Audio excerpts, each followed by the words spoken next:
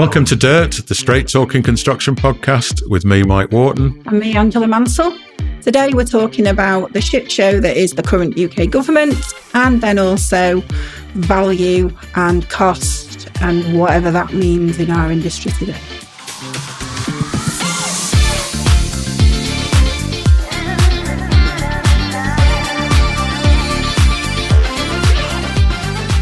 Right then, Mike, here's one for you.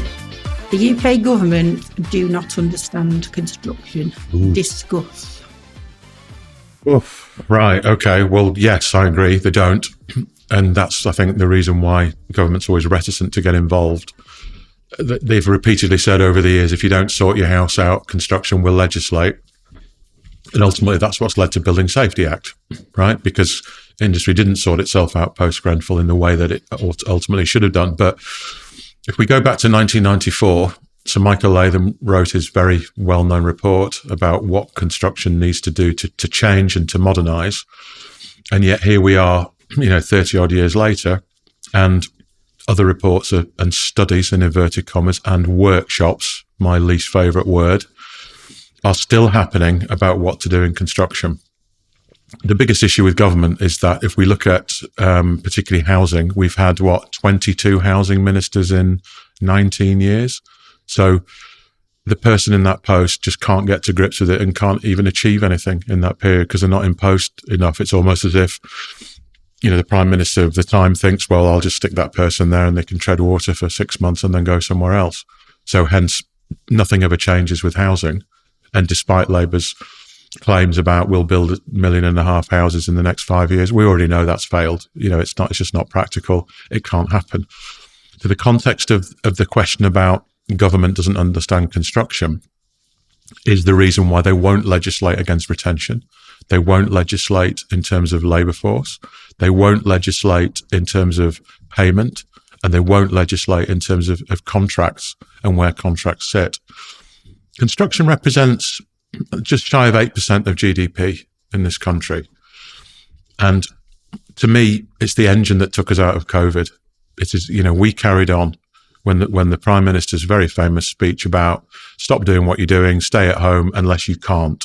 Well, we can't. You can't build buildings from your dining room table. We carried on.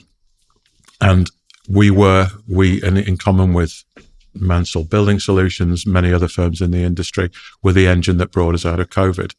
And without construction, the economy falters. We know that. Economists agree with that. Once construction output drops, we go into recession. It is as simple as that.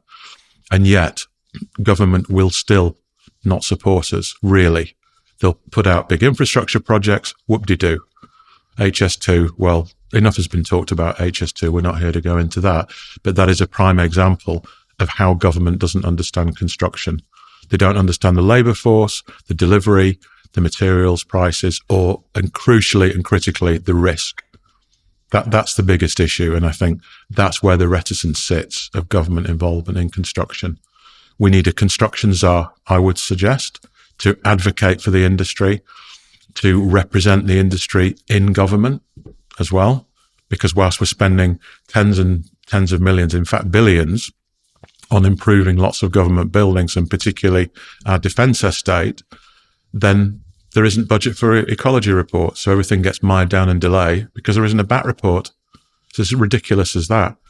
So the overall lack of understanding, it's the lack of joined up thinking, ultimately. That's the biggest issue as to why government doesn't understand and why they won't intervene. We need a point of contact. We need a small department. We don't want to get mired down in big costs, but we need people in government that understand construction and that will advocate for it within government, given the amounts of money that we're talking about, because it's tens of billions, right? Again, I think the thing that struck me as you were talking is actually, the government and public sector, again, probably in silos and the dots not joined up, but public sector spending as a client, the government, UK PLC, is one of the bigger clients in this space. And when they're buying new schools and hospitals, And, they're funding through Homes England. They're actually putting money into homes, whether or not they're the direct end client.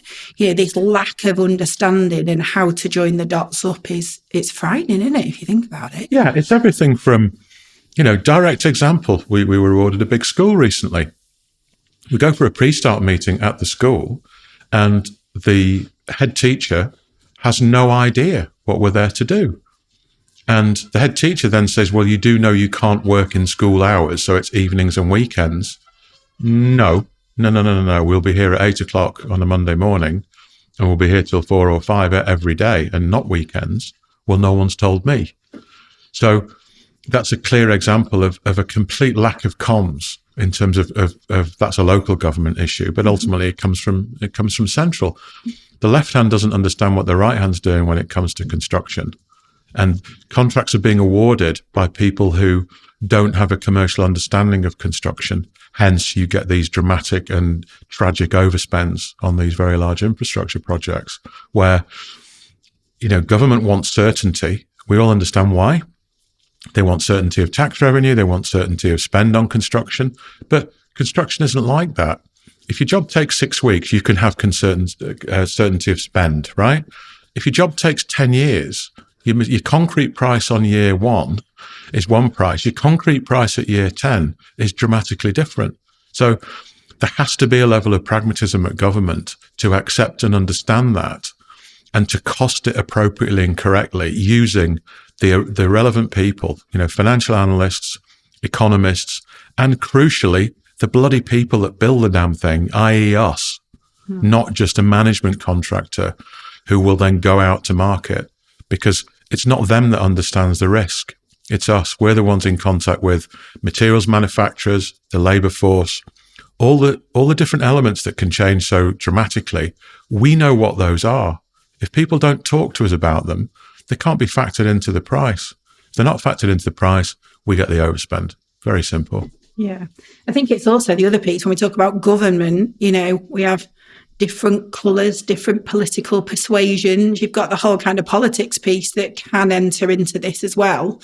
And, a 5-year term is nowhere near long enough to even begin to get under the skin of what this faces. So it almost needs, like you say, the faithless Whitehall bureaucrats that actually ultimately run the show. There needs to be that construction piece that sits as a common thread, irrespective of it, whether it's red, blue, yellow, green that enters the seat. I mean, God knows where we're going with that. Well, that's a different conversation, isn't it? But, we're a year into a 5-year period with Keir and Ange. And as you say, the big conversation was around 1.5 million homes. We built less than 200,000 last year. Miles away from it, and kind of the piecemeal reforms they're putting in place. Yeah, it's important, but it's not quick enough. It's not joined up enough. It's frightening, and before we know it, we'll be 3-4 years down the line, and they'll be prepping for an election, so everything will stop again. And we just seem to do the same old shite round and round and round and round. And similarly, the chasing of the headlines. Look at there was something on the news the other day about apprentice numbers and government funding an extra 60,000 apprentices. Well, whoop-de-doo. Where's the pipeline of work that will pay those apprentices salaries? Where's the pipeline of work that's absolutely clear, from government, from various different elements of the civil service? Show us that, and then we can plan more appropriately with our strategies to then recruit the very apprentices that they're boasting about funding. Yeah. So without actually sitting down with us and talking to us, and by the way, I think this is really important, talking to construction does not mean sitting in a room with 10 main contractors. It does not mean that. So whilst I have every admiration for Build UK, it is the specialists that do the building, not the main contractors. So it's the specialists that need to be advocating for the industry, not the main contractors. And we work with some amazing main contractors, by the way, but it is the delivery mechanisms and the way that the economics trickle down into local areas. We work all over the country. It's those sandwich shops locally that the lads go to for their lunches. It's the B&Bs that they stay in at night. It's the pub that they might go to for a beer. or another cafe that they go to, the place they buy a local paper, etc. Those are the benefits, and that's the engine that keeps the economy moving. And this is the area that government just does not understand and doesn't seem to be able to stimulate. Yeah, I think, again, a simple observation. If you're trying to work out what's going on in your local area, what are government and local authorities building around here? Good luck with that. Just even that simple piece of what's getting built. Like, it's almost like it's a question you can't really answer, isn't it? It's like, or to answer it, the amount of time and effort you have to put into that is just beyond belief. But again, it comes down to the procurement piece again. And there are lots of portals online that lots of public sector works are advertised on. And that's all great, but it's so opaque still. And government isn't supposed to be levying retention on jobs, but yet DFE does. And if you read DFE documentation, when it comes to schools, they will levy retention regardless. So there isn't a joined up way of government looking at construction. It's so opaque. And if people like us that have got sales teams and commercial teams, if we can't understand it, how can the 700,000 very small micros know where to get work from government pipelines? It's not possible for them. No, and I think, again, part of the problem is government is so focused on what we're building, and it stops at that, as opposed to the real key to this is how we're building it. And that piece, as a specialist, not having a seat around the table, not being considered, but probably because we are so disparate. There's so many of us, like, who do they talk to? What does that look like? There's got to be a better way of doing it. I think as well, another mistake that government has made is that they rely far too much on trade federations that obviously represent a lot of different companies in many, many different sectors, when the trade federations themselves are very far, generally speaking, not all, but very far away from the delivery element of it. So they will talk about policy, they will talk about labour, they will talk about materials and standards, but they're not at the sharp end of construction. It's the sharp end where the issues lie. And that's where the engagement needs to be with the relevant individuals in government. The Department of Trade and Industry, as it was, and then BEIS, and as it's called something else now, I completely lose track of what these things are called. There just isn't that joined up element in terms of real engagement with our sector. And the main contractor is managing, they're not doing per se. So without talking to the doers, it's very, very difficult for them to actually move things forward. But again, I think, that's part of our industry-wide problem. It always makes me laugh. Many, many main contractors have the word construction in the name, yet they build fuck all. They actually rely on a supply chain. They manage a supply chain to build it. And I don't think we do ourselves any favours in that space, because there is this misnomer. Well, they've got construction in the name. They must be building it. They're the right people to talk to. Well, and that's the naivety. That's the part that's missing. And over the years, I've invited many different MPs to come and look at construction sites that we're working on, where we're building something as principal contractor. And the answer has always been, that's a great idea, but we can't do it for the next 3 months or the next 4 months. Well, we won't be building that project then. We're finished and it's in your constituency. We can't go outside our constituency. Well, I can't invite somebody else because they're not my MP.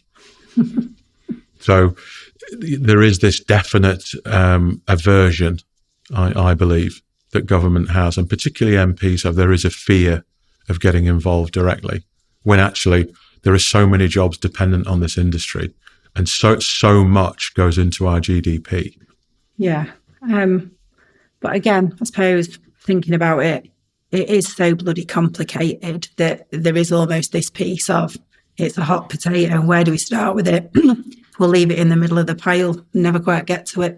Well, Construction Leadership Council has been doing a consultation on procurement for the last 1,000 years, it seems. I've sat in some of those meetings, and it was so boring. I was almost just going to leave and, get rid of the whole thing, because nothing changes with it. We know where the issues are with procurement. We know what should be done to improve it, and yet it just doesn't. Mm-hmm. It never does. It doesn't matter what framework comes out, what model is created, who says what about anything. We can't get mired down in things like social value at that point, because we're not social value experts. We're specialist contractors that build specialist elements of a building. Mm. So talk to us about that, and then your government will be able to move things forward. Why is it, Ange, that politicians are so keen to cut that ribbon on the start of a construction project, or have a plaque with their name on, or stick a spade in the ground and plant a tree, and then just disappear and not continue with it? It's dead interesting, isn't it? That's something I've really noticed. Certainly in the last, you've certainly seen it with this government, and you saw it with the last lot and Bosler and everybody. Maybe it's not so much cutting ribbons, but for me, they love the hard hat picture, don't they? They love that bit of filming. They don't like the high-vis, though. They don't seem to like to wear a high-vis. Sometimes not. But, News at 10, they love that. Rachel Reeves with a hard hat on, and she's walking on a building site. And, it sort of almost gives it credence, the kind of the high level glossing over the 1.5 million homes. Or she's on a building site, so that must mean this is going to happen. And I think probably the reality is, I think you've just got too many people who are professional career politicians who've actually never spent a lot of time. They have no understanding about business, about commerce. They've got no understanding of the wider world. And I think this is just symptomatic, certainly in our sector, of that. I think, some of it you could maybe talk about, is it bent? Is it corrupt? What's actually going under the skin of it? But I think it actually loops back to the conversation we were having before around, labour and trades on site and into middle management and all that. I think it's just sheer incompetence. I just think it comes back to this. We don't really know what to do with it. We'll sort of skirt around the edges with it. We know it's sort of important, so we best have our photograph taken with it. But not really ever getting under the skin of, well, what we're going to do with this. So I think it's, they love the picture, don't they? But I'd love to sit down and have a chat with Angela Rayner and really get under the skin of housing and whatever. But when it's a case of you don't know what you don't know, mm-hmm. surely you bring somebody in that does know and give them the job of sorting it, no? Yeah, I suppose that's what you should be doing. But so why don't they then? What is that about? This is the bit that I don't understand. Why don't they? Why isn't there a construction czar? No, I'm not volunteering. But why isn't there a construction czar? Why isn't there a body? Forgetting about trade and industry for a minute, why isn't there a particular body set up to ensure that construction flows, that pipelines remain where they should be, particularly when it comes to government money, of course, where it's not opaque, where it's far more transparent, where we do have a genuine voice. If you look at Mark Farmer's report, which sort of subtitled Modernise or Die in Construction, I think that was 2019. What's changed since then, really? Realistically, 6 years on, and it goes back to Sir Michael Aylin's report in 1994, which highlighted all the problems construction has. And what's changed since then? Almost nothing, really. So many successive governments since he wrote that amazing report, and yet here we are with the same problem.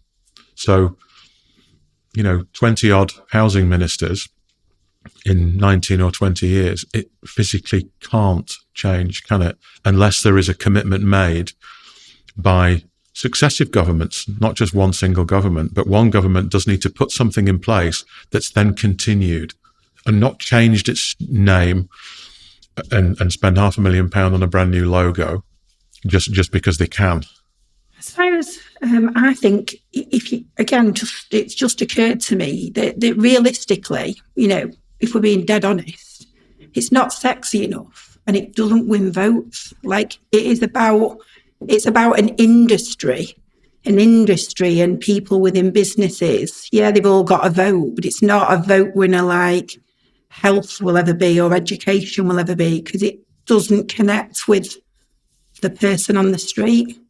I think, I wonder whether it's some of that. I mean, we know actually ultimately, as you illustrated before, it does connect with, families and the average Joe on the street, but people can't see the connection. So I wonder whether some of it is that it's just not. I don't know if I buy that. There are over 2 million people in this country employed in construction. It's a lot of people. That's a lot of votes. And given our voting system in different constituencies, that's a pretty heavy voice. Mm-hmm. Well, maybe they're missing a trick. Maybe there's 2 million votes up for grabs. And in 4 years' time, they're going to need them. Yeah. In what I've experienced, if there's a big construction project going on in a particular constituency, that MP will take an interest because there are potential for jobs and there are jobs being created. But that, in my experience, again, as a cynic, tends to be because that MP can then say, look what's happening in my constituency. Isn't this amazing? Well, what did you contribute to creating that?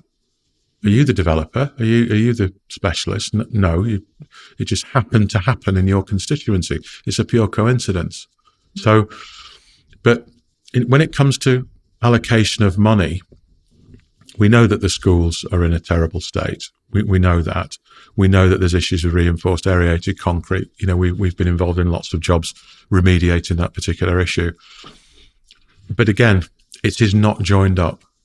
It isn't joined up. It's still the same issue. And rather than approaching the industry first to talk about it, cladding is a great example.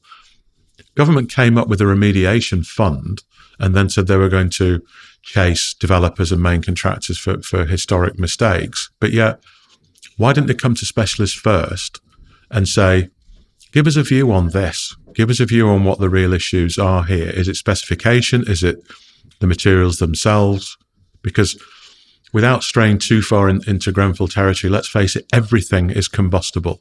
Everything. Steel is combustible if you get it to a high enough temperature. So all these different elements, the politics surrounding these things, it's very easy to grab a headline and say, we don't want anything combustible in a house.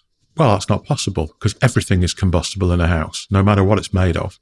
It's straightforward. So I think you're right in terms of the focus of the politicians is on getting elected the next time rather than actually making a strong difference. And this is an industry where they could make an incredible difference where it comes to healthcare, through hospitals, education, through proper school buildings, all these different elements. And again, we are the drivers there, but they don't engage.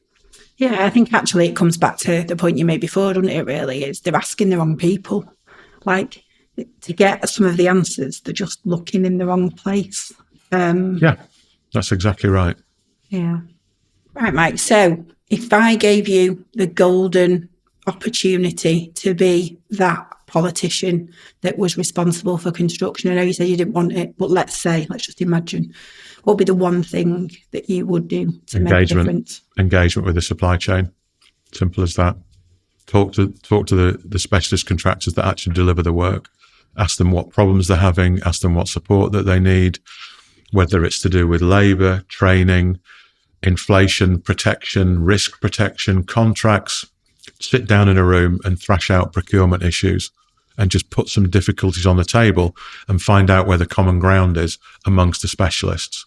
Mm-hmm. Because once you get that, and once you've got some potential resolutions, you can just take those to a main contractor and say, this is the way we would like you to do things. We still know you guys need to make a margin. That's absolutely fine.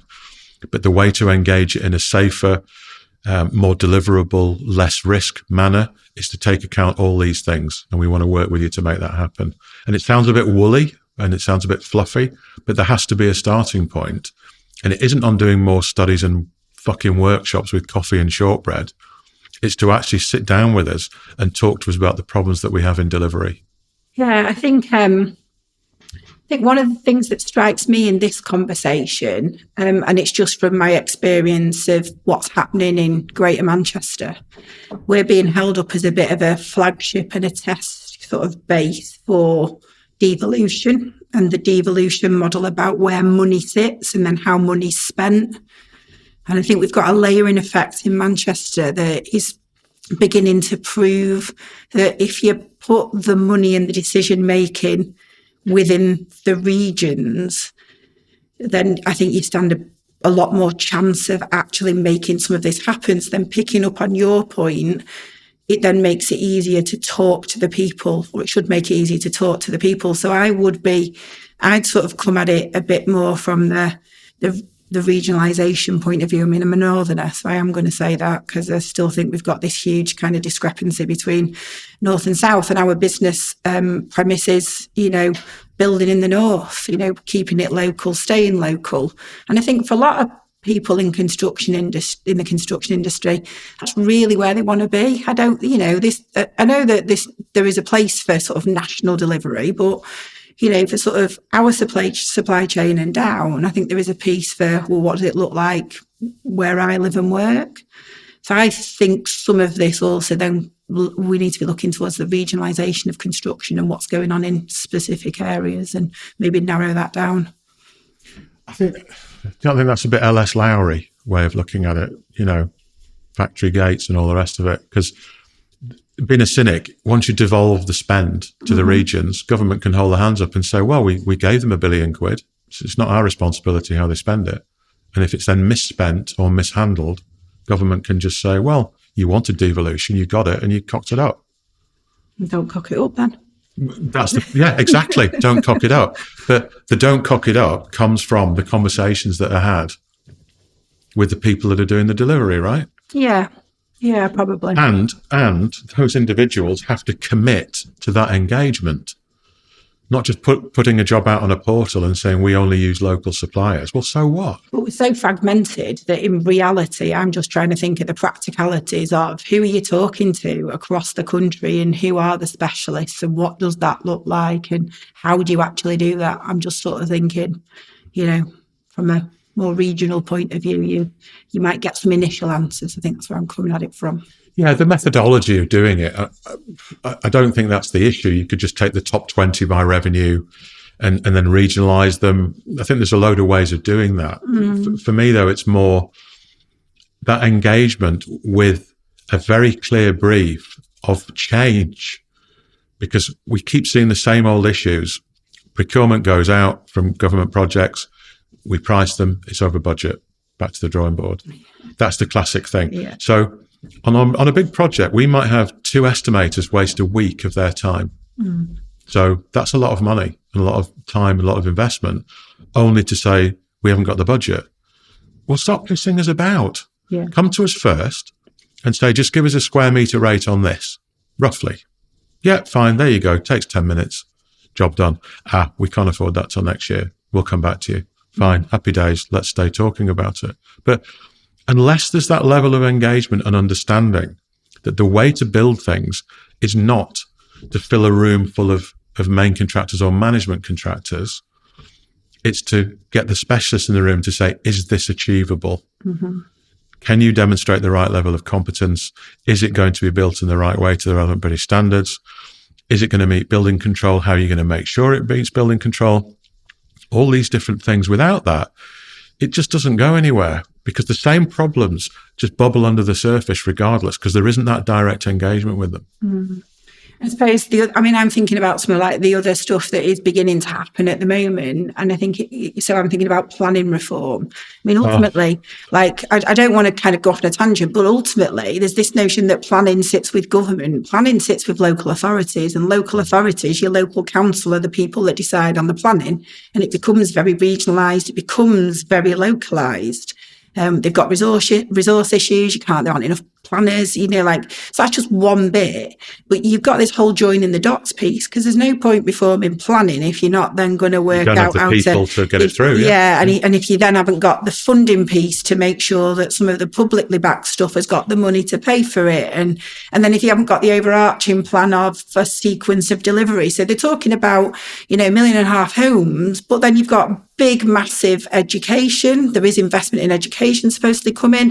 Healthcare's going again in terms of hospitals, but everything's bottlenecking. And what they're about to do is they're going to build the fucking lot together and then wonder why there aren't enough people to do it. Yeah. And then wonder why, simple economics, the prices start rocketing. And then wonder why it goes over budget. And you're sort of going, I can see all this coming. So to me, it's also that joining up the dots bit, the knock-on implications. But again, they're all working in silos. So to the people making some of those decisions, it doesn't really matter because there's no consequences.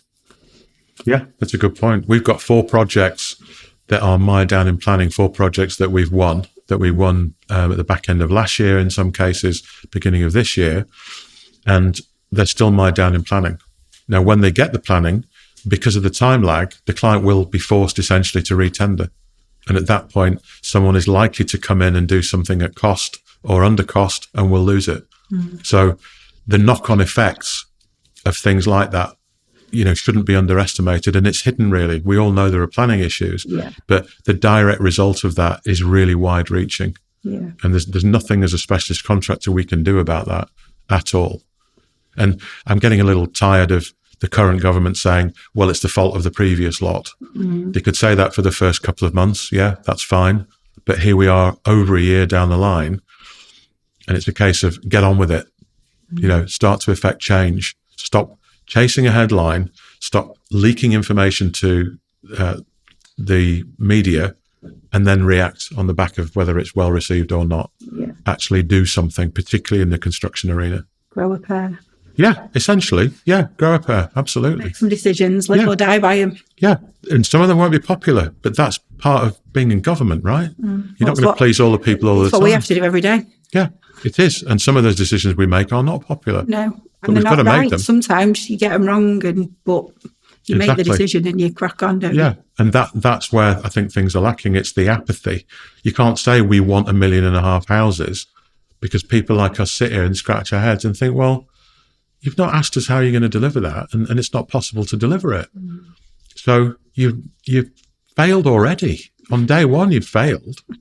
Why didn't you ask us? And we could say, well, we need X more people. We need X planning to get released. We need this to happen and that to happen. And we need more training funds and etc. But no, this is what we need to happen. Well, good luck with that. You've already failed, guys. Yeah. Here's one, Ange. About value, and we've already touched on some topics around budget. But how about this? If you can't build it, why do you even start? Well, I suppose some of that comes back down to it's all about the money, innit? I get really frustrated about this. I think I talked about the pie before. I talked about the pie of any project. It's finite. You said you're a northerner, so you talk about pies all the time. But it's finite. And I think, the push and pull on some of those factors in terms of land values and the landowner and what a landowner wants out of a piece of land, what a developer wants out of, developing that land and putting a building on it, what the market wants for what that building will be worth at the end of it. And then, what the consultants want, what the legal people want for developing it. And then we seem to get left with the last bit, that last bit of, well, that's what's left for construction. And ultimately that pie is what it is. And I do think there are landowners and developers out there who, I think the pressure that they put on that pie and what they're trying to take out of it means that ultimately you won't have the money to build what needs to be built to the quality and standard it needs to be built with too. And so, I think there comes a point at which you should be building it. No, absolutely not.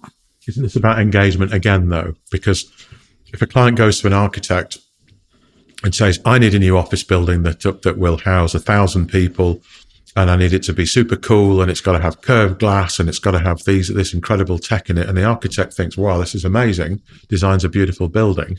It goes out to tender, and it's 10 times over the budget that the client allocated. So we can't do that. Well, no, of course you can't, but you couldn't do it anyway. Look at your budget from day one. What's your budget for this building? Yeah. Our budget is X. Right, okay, what you can have is a steel frame square block that's got some cladding on it. You can't have any lifts. You can have stairs. You can't have this. You can't have that. That's what you can have. Oh, I don't really like that. All right, save up some more money until you can. But whose responsibility is that? That's the point, because you go and give a brief to an architect. My perception is they'll just get... Yeah. Well, they'll want to win a prize. Tips out and they'll go and start colouring it in, won't they? They want to win an award.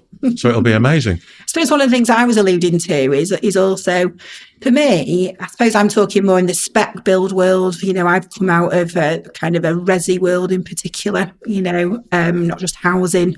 But I just think you're in this place now where everybody thinks they can be a property developer, it seems to me. Yeah, just one look on LinkedIn and everyone's a property developer. So everyone thinks they know what to do. And I think there are people who do know what to do. I think there are some really good developers out there who get it, who've got the experience.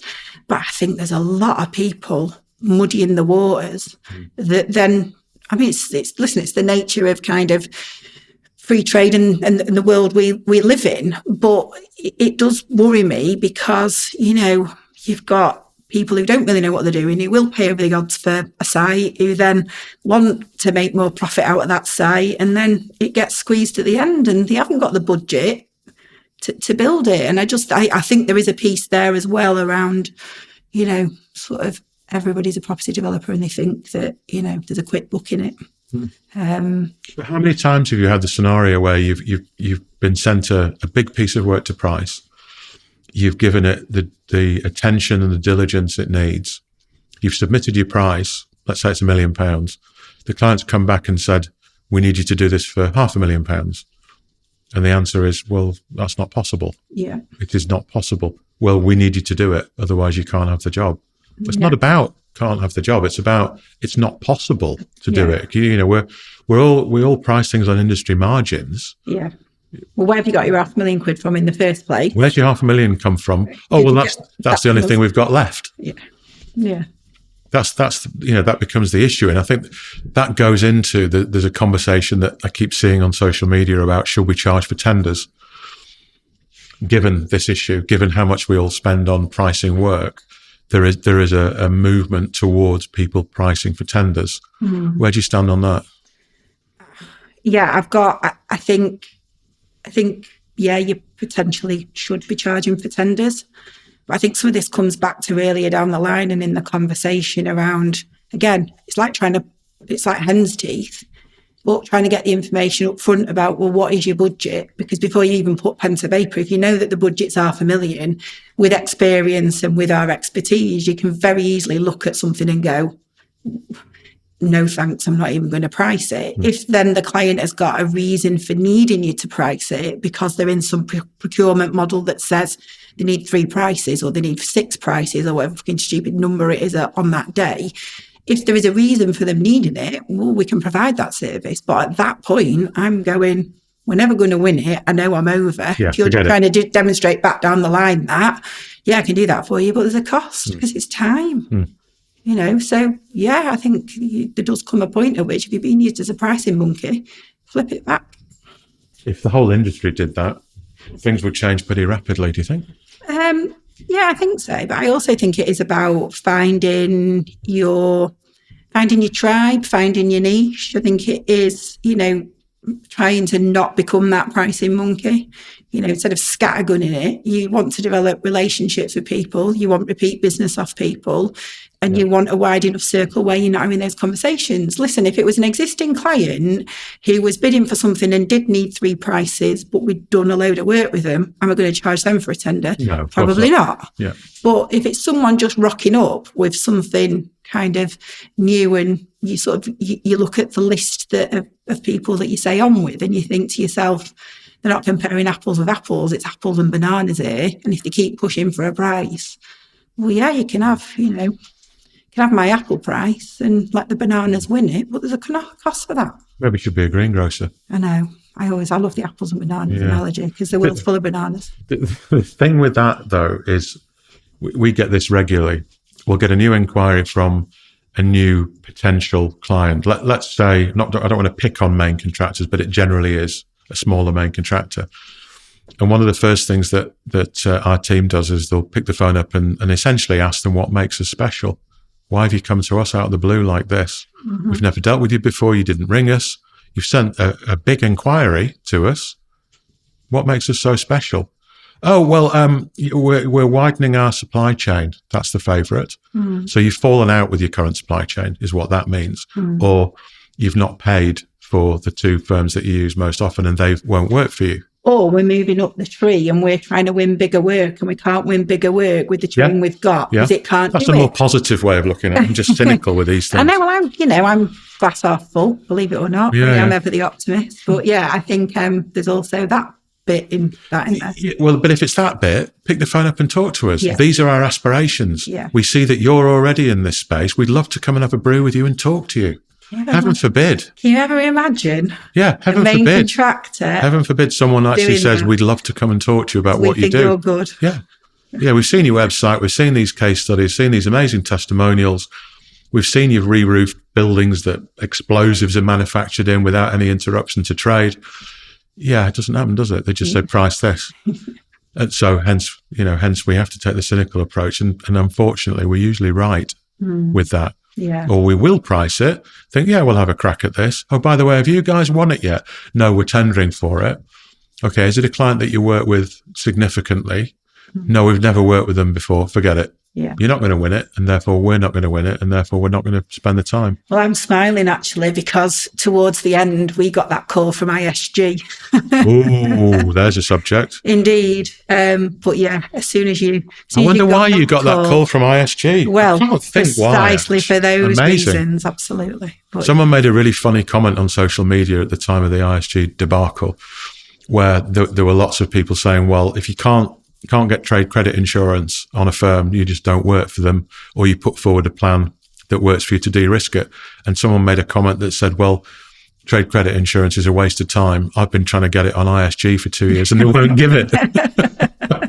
Yeah, funny that. Yeah. ISG's for another day. Yes, I think indeed. that's a big subject.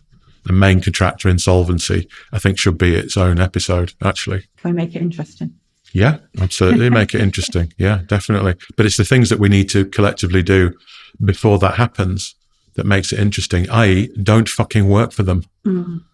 A firm like that was insolvent for many months, if not years, before they actually went bust. Don't work for them. Yeah. There's work elsewhere. Don't work for them. No is a great word in our industry and it's not used. It's not used nearly enough. No. No. Well, they'll just give the work to somebody else. Let them have it because it's a liability that you've dodged, not a profitable job. Yeah. What happens, Ange, when you get an email from a client that says, this quote's great, but we'd like you to value engineer it? You run for the hills, you leg it. Yeah. What do you do? Come on, serious question. What do you do? I'm trying to immediately think about sort of the space we're occupying now in terms of, let's say, panelised structural frames. So we've got a design responsibility in that. So having design responsibility means that you can look at the scope and you could look at the extent of the design and you can look at kind of some of that because it's within our remit. We have the ability to kind of test some of that, to push engineers where maybe something is over-engineered and ask the right questions because you might be working with a designer and a supply chain that's, kind of covering all the bases and you've got to ask the right questions. But in the main, where we're not in touch with any form of design and where we've got no design responsibility, I'd be saying no, ultimately. I think the industry and the space we're now occupying, it's all driven by data. It's driven by information around performance, what performs, what doesn't perform, especially on high-rise buildings, Building Safety Act. I'm thinking about the gateways, golden thread. I'm thinking about all of those key things. It's not something you mess with. It'd be, well, if you want to alter the scope, you tell me what you think you can do and we will have a look at it again. Well, that's not for me, that's for you. But there's your Grenfell, isn't it? Yeah. There exactly is your Grenfell. We're often asked when we submit something, if you use an alternative materials supplier, materials manufacturer, would the price be different? Well, by and large, the answer is no, because they're all competing with one another. So if it's a single ply roof, a roll of single ply is a roll of single ply. It doesn't differ that much. Yeah. where I think things have changed radically since Building Safety Act is we are now being asked all the time to take design responsibility. Even when we're sent a specification to price, part of the contract will then say it's design and build. Hold on, we're not designing anything. You're giving us a spec. We are pricing it. If you award us the job, we are doing supply and fix and then providing warranty along with back to back with the manufacturer. We're not designing. The manufacturer has given you a spec or your architect has designed it. Why are we involved? Well, it's Building Safety Act. No, that you're just trying to cascade risk. We're not doing that. We're not taking a D&B It could have been sat on the table from day one and I'd have been awarded a design package and I'd specified it. That's different. I'll, do that with pleasure. Yes. Yeah, absolutely. For a cost. Yeah. But then don't push everything to us saying you've got to take responsibility for anything that could reasonably have been foreseen or is completely unseen. Yeah. Hold on. So you want us to design something with no sight of the risks? We take all the risks of that and the design risk and the installation risk, but we've priced the job on the basis of supply and fix. If you'd like to price the job on that basis, it'll be 50% higher. Well, you can't do that. You won't win it. But it's not apples with apples or apples and bananas, as you like to put it. I think one of the other things we've got to move away from, certainly in sort of higher risk buildings, commercial buildings, certainly maybe in the sort of slightly bigger stuff, and I'll just sort of hold that thought, I'll come back to that in a minute. But I think we've got to move away from this notion that kind of what gets priced and value engineering. We've got to move away from this notion of products. Like we are now into a space of buildings are put together with systems, like this notion, there is a roofing system, there is an interiors system, there is a structural system. It isn't componentized. You can't just swap bits in and out and expect the same results. That isn't how this shit works. It is about a tested system. We're now in the space of a tested system. And that is the absolute key to all of this. And then what you've got is interfaces one system to another. So certainly in our space, there are some challenges around, let's say, a panelised light gauge steel frame building and what plasterboard you can say put on that, because it depends whose system build it is of the structure and then whose plasterboard system it is and where the test data interface is and where all that sits. So, plasterboard, for example, is not just plasterboard. Plasterboards are part of systems and they need to be treated as such. So this idea that if we switch out a British gypsum board and shove a Cineac board on, is it going to be cheaper? Am I going to save 10 grand? Well, you might save 10 grand, but you have a compliant building. So, what's more important? Well, then I think the other piece to this is value engineering.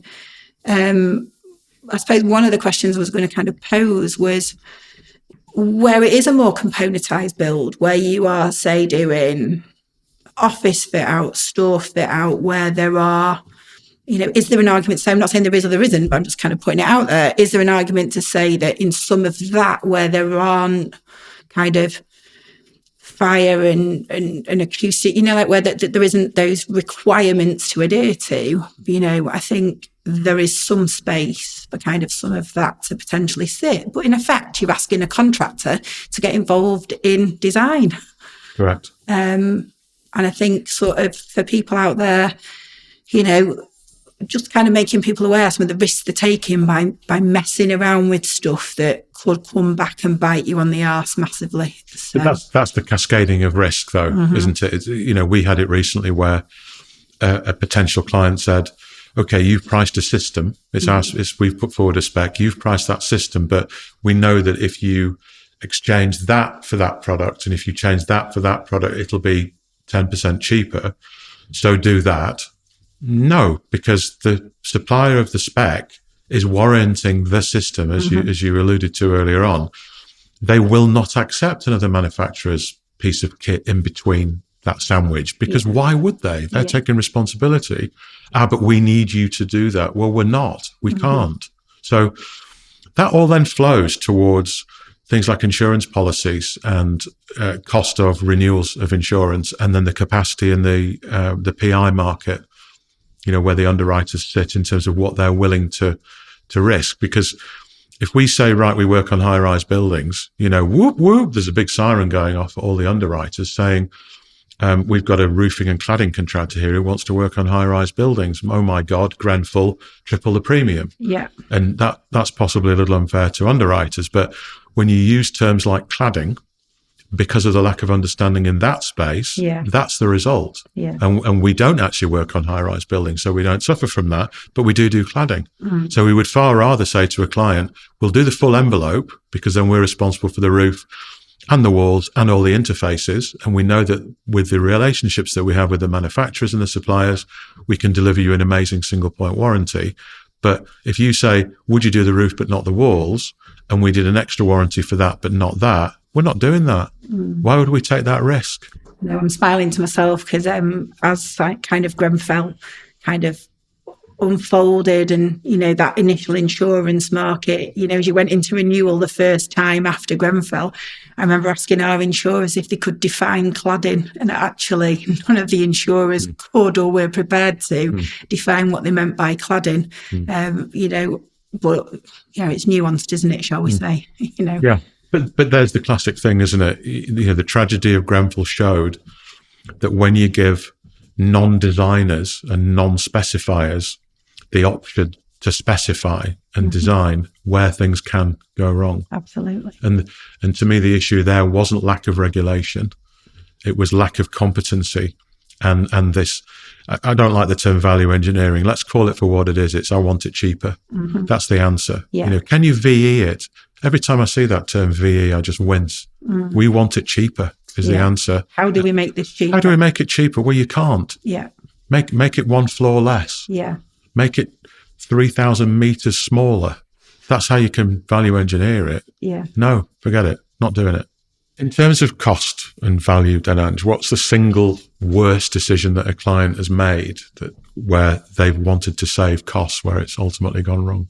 So I see this quite frequently, and it is probably about not being in the right tribe and the right pool.